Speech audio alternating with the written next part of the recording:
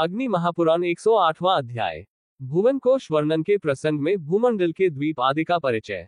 अग्निदेव कहते हैं, वशिष्ठ, जम्बू, लक्ष, स्थत, राज, पुष्कर ये सातों द्वीप चारों ओर से खारे जल, वक्त, इक्षुरस, मदिरा, घृत, दधि, दुग्ध और मीठे त्रमे जल के 7 समुद्रों से घिरे हुए हैं। जम्बूद्वीप उन नमे बीचों बीच में मेरु पर्वत सीना ताने खड़ा है। से उसका विस्तार 84,000 योजन है और यह में पर्वतराज 16,000 योजन पृथ्वी में घुसा महान शाल्मली, कुश, क्रौंच, शाक और 7वां सब द्वीपों के मध्य में स्थित है और उसके भी हुआ है। ऊपरी भाग में इसका विस्तार 32,000 योजन है। नीचे की गहराई में इसका विस्तार 16,000 योजन है। इस प्रकार यह पर्वत इस पृथ्वी रूप कमल की कर्णिका के समान स्थित है।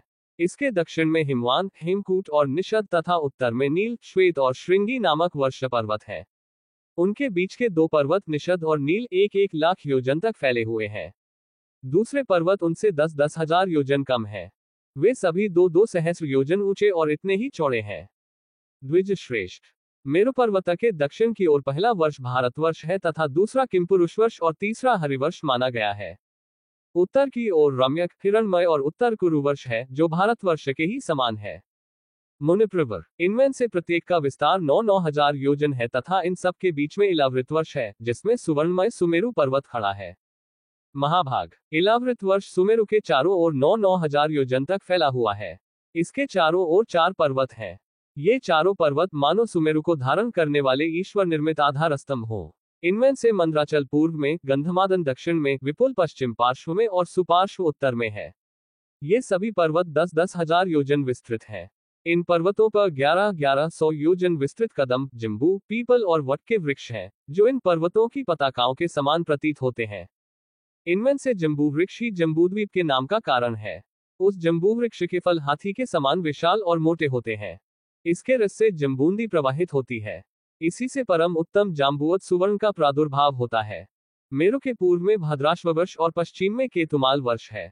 इसी प्रकार उसके पूर्व की ओर चैत्रर्थ, दक्षिण की ओर गंधमादन, पश्चिम की ओर वैभराज और उत्तर की ओर नंदन नामक वन है। इसी तरह पूर्व आदि दिशाओं में अरुणोद, महाभद्र, शीतोद और मानस ये 4 सरोवर हैं। सिताम तथा चक्रमुंज आदि भूपद्म की कर्णिकारूप मेरु के पूर्व दिशावर्ती केसर स्थानीय अचल है। दक्षिण में त्रिकूट आदि, पश्चिम में शिखिवास प्रभुति और उत्तर दिशा में शंखकूट आदि इसके केसराचल है। सुमेरु पर्वत के ऊपर ब्रह्मा जी की पुरी है। उसका विस्तार 14,000 योजन है। ब्रह्मपुरी के चारों ओर सभी दिशाओं में इंद्रादि लोकपालों के नगर हैं। इसी ब्रह्मपुरी से श्री विष्णु के चरण कमल से निकली हुई गंगांदी चंद्रमंडल को आप्लावित करती हुई स्वर्गलोक से नीचे उतरती है। पूर्व में शीता अथवा सीता नदी भद्राश्व पर्वत से निकलकर एक पर्वत से दूसरे पर्वत पर जाती हुई समुद्र में मिल जाती है। इसी प्रकार अलकनंदा भी दक्षिण दिशा की ओर भारतवर्ष में आती है और 7 भागों में विभक्त होकर समुद्र में मिल जाती है। चक्षु पश्चिम समुद्र में तथा भद्रा उत्तर कुरुवर्ष को पार करती हुई समुद्र में जा गिरती है।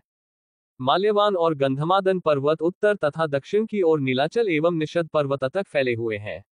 उन दोनों के बीच में कर्णिकाकार मेरु पर्वत स्थित है। मर्यादा पर्वतों के बहिर्भाग में स्थित भारत, केतुमाल, भद्राश्व और उत्तर कुरुवर्ष इस लोकपद्म के दल हैं। जटा और देवकूट ये दोनों मर्यादा पर्वत हैं। ये उत्तर और दक्षिण की ओर नील तथा निषद पर्वत तक फैले हुए हैं। पूर्व और पश्चिम की ओर विस्तृत गंधमादन एवं कैलाश ये 2 पर्वत 80,000 योजन विस्तृत हैं। पूर्व के समान मेरु के पश्चिम की ओर भी निषद और पारियात्र नामक 2 मर्यादा पर्वत हैं, जो अपने मूल भाग से समुद्र के भीतर तक प्रविष्ट हैं। उत्तर की ओर त्रिशिंग और रुधिर नामक वर्ष पर्वत हैं। ये दोनों पूर्व और पश्चिम की ओर समुद्र के गर्भ में व्यवस्थित हैं। इस प्रकार जटा आदि मर्यादा पर्वत मेरु के चारों ओर सुशोभित होते हैं। ऋषिप्रवर, केसर पर्वतों के मध्य में जो श्रेणियां हैं उनमें लक्ष्मी, विष्णु, अग्नि तथा सूर्य आदि देवताओं के नगर हैं। ये भौम होते हुए भी स्वर्ग के समान है। इनमें पापात्मा पुरुषों का प्रवेश नहीं हो पाता। श्री विष्णु भगवान भद्राश्व वर्ष में हयग्रीव रूप से, केतुमाल वर्ष में वराह रूप से, भारतवर्ष में कूर्म रूप से तथा उत्तर कुरु वर्ष में मत्स्य रूप से निवास करते हैं। भगवान श्रीहरि विश्व रूप से सर्वत्र पूजित होते हैं। किमपुरुष आदि 8 वर्षों में क्षुधा, भय तथा शोक आदि कुछ भी नहीं है। उनमें प्रजाजन 24,000 वर्ष तक रोग शोकरहित होकर जीवन व्यतीत करते हैं। उनमें कृत त्रेतादि युगों की कल्पना नहीं होती, न उनमें कभी वर्षा ही होती है। उनमें केवल पार्थिव जल रहता है। इन सभी वर्षों में 7-7 कुलाचल पर्वत हैं और उनसे निकली हुई सैकड़ों तीर्थरूपा नदियां हैं। अब मैं भारतवर्ष में जो तीर्थ हैं उनका तुम्हारे सम्मुख वर्णन करता हूँ। इस प्रकार आदि आग्नेय महापुराण में भुवन कोश का वर्णन नामक 108वां अध्याय पूरा हुआ।